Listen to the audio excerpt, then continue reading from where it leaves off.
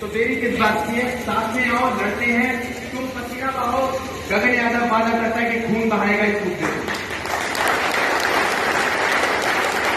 इन भारतीयों को हम गुलाम कैसे बना सकते हैं? बहुत अच्छी प्लानिंग थी। तो उन्होंने सोचा कि इन्हीं को एक फौज बनाकर दे देते हैं, और एक ऐसी फौज बनाकर देते हैं जिसकी निष्ठा देश के हित में ना हो, देश के प्रति ना हो, बल्कि अपनी जाति, अपनी धर्म, अपने क्षेत्र के आधार पर हो। यही वजह है कि वो आप लोगों के ऊपर शासन करके चले गए। 1857 के बाद आप लोगों को 1947 में आजादी मिली। 90 साल आप अंग्रेजों के गुलाम बने रहे। संग्राम होने के बाद भी अंग्रेजों ने आपको क्यों नहीं दी रेजिमेंट बनाकर? क्योंकि उन्हें पता था कि भाई अहीरों ने अहीरवाद क्षेत्र से राव तुलाराम जी ने जो क्रांति की आवाज उठाई थी, उन्हें समझ आ गया कि इनकी एकता जो है, अगर इन लोगों को रेजिमेंट बनाकर दे दी तो ये हमारी शासन जो करने आए हैं हम उसे खत्म कर देंगे, हमें यहां पर राज करने नहीं देंगे। और आप लोगों को समझना पड़ेगा कि रेजिमेंट उन्हीं को बना के दी गई थी जिन्होंने उनकी सहायता करी है। This is the bitter truth of. अच्छा, एक चीज मैं आप लोगों को पहले बता देता हूं। एक वर्ड है इम्पॉसिबल। बहुत लोग कहते हैं कि अभी रेजिमेंट बनेगी या नहीं बनेगी, कंफ्यूजन। उन लोगों को मैं बताना चाहता हूं, impossible itself says I am possible.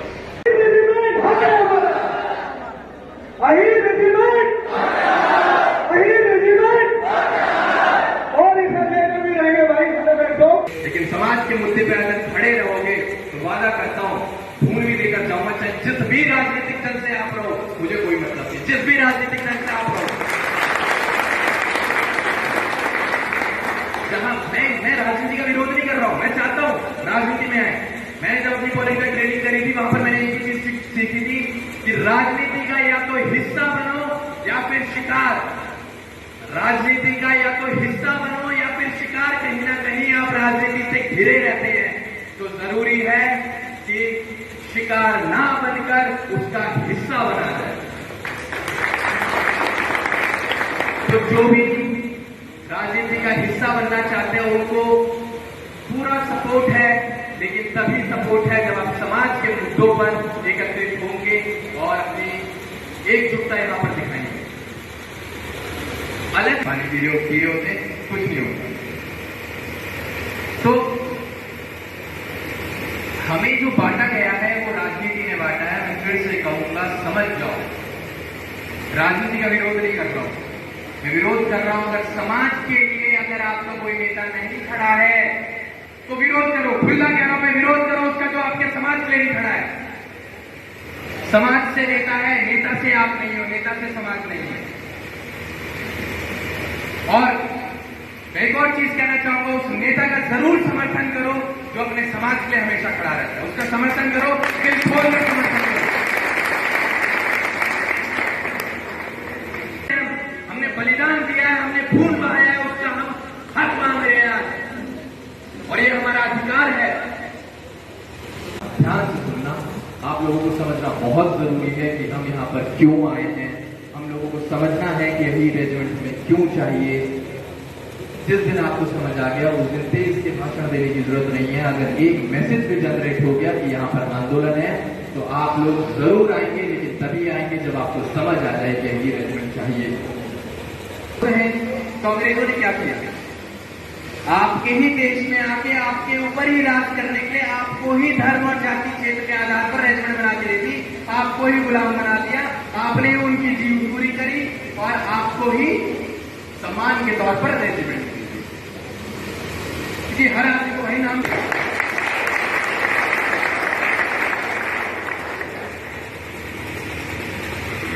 Medals कौन कौन से आपको मिल रखे हैं आजादी से पहले, वो भी आप जान लीजिए। हम कोई हवा में बात नहीं कर रहे कि हमें रेजिमेंट चाहिए, या हजारों लाखों करोड़ों की संख्या में हम एकत्रित हो जाए और उसके बाद कहने लगे कि हमें रेजिमेंट चाहिए। ऐसे तो भविष्य में और भी लोग आ जाएंगे, कहेंगे हमें भी रेजिमेंट चाहिए। हमने कंट्रीब्यूट किया, इस देश को कुछ दिया है, उसी के अधिकार से आज हम रेजिमेंट की मांग कर रहे हैं। जो सम्मान बहुत सी ऐसी जातियों को जिनकी रेजिमेंट से उन्हें नहीं मिला, वो आज आपको मिल रहा है।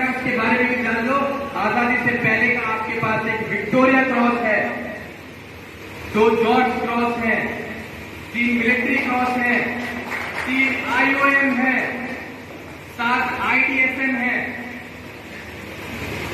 और ब्रेवरी मेडल्स कौन कौन से आप लोगों को मिल रहे हैं वो भी सुन लो जरा।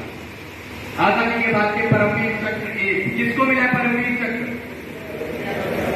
बहुत बहुत धन्यवाद, आप सबको पता है, मतलब थोड़े से जागरूक आप हो चुके हैं, अब बन जाइए धीरे। महावीर चक्र 4, वीर चक्र 30, कीर्ति चक्र 6, शौर्य चक्र 33 एंड मेनी मोर। ऐसे सैकड़ों आपके मेडल्स हैं जिनकी गिनती ही नहीं है। तो इनके आधार पर आप आज अपनी रेजिमेंट्स की मांग कर रहे हो। तो कोई अगर आपसे पूछे कि भाई क्यों मांग रहे हो रेजिमेंटों ने, बताओ क्यों मांग रहे हो?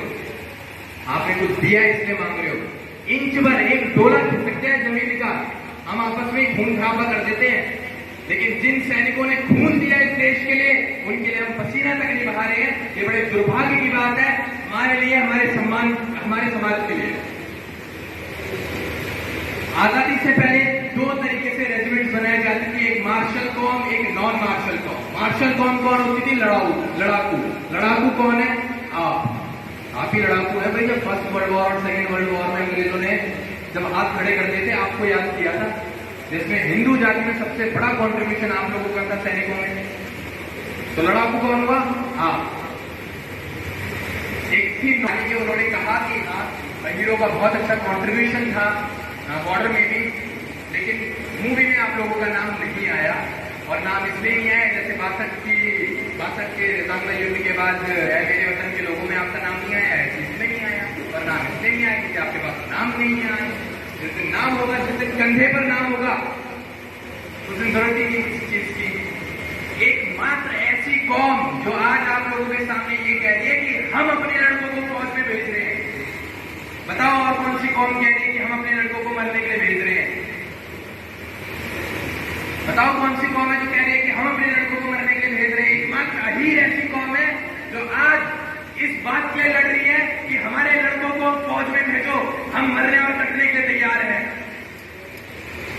तो गर्व होना, ध्यान से सुन लो, पानी बाद में पी लेना, हमें भी प्यास लग रही है। लेकिन अगर आप कहेंगे ना कि बिना पानी के बिना खाने के अनशन करना है ही रेजिमेंट के, मैं करूंगा अनशन, वादा करता हूं, मैं करूंगा अनशन। सोता रहे। हनुमान जी को नहीं पता था कि उनके अंदर कितनी एनर्जी है, हनुमान को नहीं पता था। हनुमान को बताया, किसने बताया? श्री राम ने बताया कि तुम बहुत बलवान हो, तुम कुछ भी कर सकते हो। मैं आप लोगों को एक चीज बता देता हूं, तुम्हें भी नहीं पता कि हमारा हीर कितना मजबूत है, किस नस्ल का खून इसके अंदर है।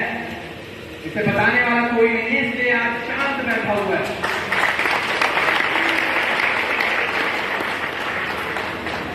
और तो आपको बता रहा हूं जिसमें हीरो का मेजर रोल प्ले किया है हीरो ने। क्या आपको पता होना चाहिए कि कौन कौन से युद्ध में आपने अपना कॉन्ट्रीब्यूशन दिया है?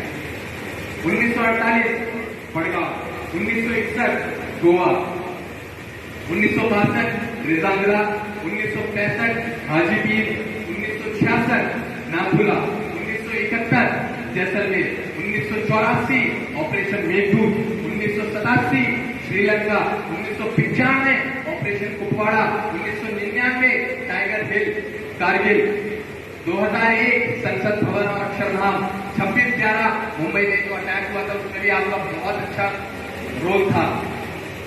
अभी आप लोगों ने एक मूवी देखी होगी उरी, सर्जिकल स्ट्राइक पर बेस्ड थी।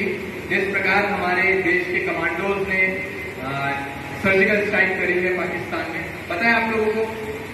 10 से 12 कमांडोज हमारे गए थे वहां पर। आपको बहुत लोगों को नहीं पता होगा कि उसके जो कमांडिंग ऑफिसर थे उनका नाम क्या था, आप लोगों को पता है? Commanding officer surgical strike Uri, जिसके बाद भाजपा ने दोबारा से जगह बनाई भारत में, Kapil Yadav commanding officer surgical.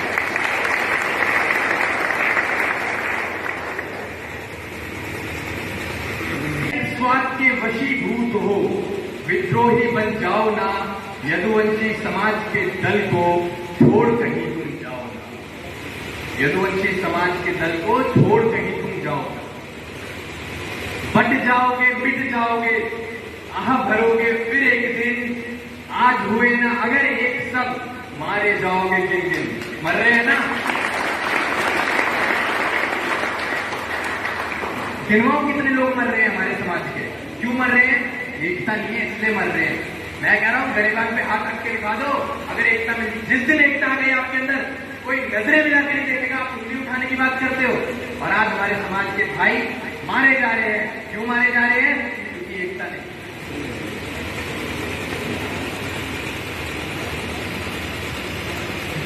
ज्ञात नहीं क्या तुम्हें बहादुर, मान हमारे पुरखों का, पता नहीं तो पूछ के जानो, सार हमारे यदुकुल का।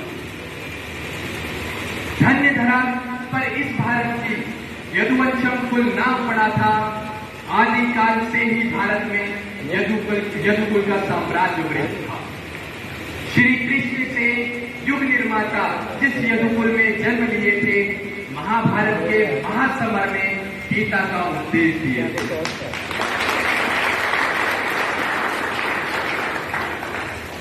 धर्म ध्वजा फहराने को जो युद्ध नीति के द्वंद रचे थे, कौरव सेना थी अभेद जो, जिसका भी संहार किए थे।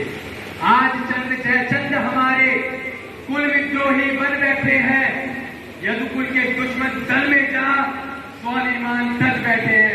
ध्यान से सुनना इस लाइन को।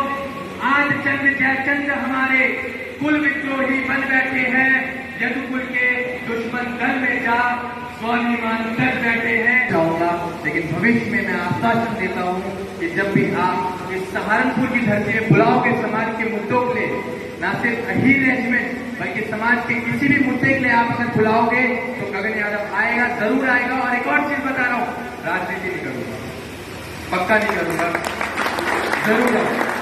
जैसे रेजिमेंट बन जाएगी उस दिन गगन यादव वादा करता है कि इससे अगले भी समाज के जो भी मुद्दे आएंगे उसमें अपने खून के साथ खड़ा मिलूंगा, आप लोगों से तब भी पसीना नहीं मांगूंगा। इसी के साथ आप लोगों को तहे दिल से धन्यवाद कहना चाहूंगा कि आप लोग आए,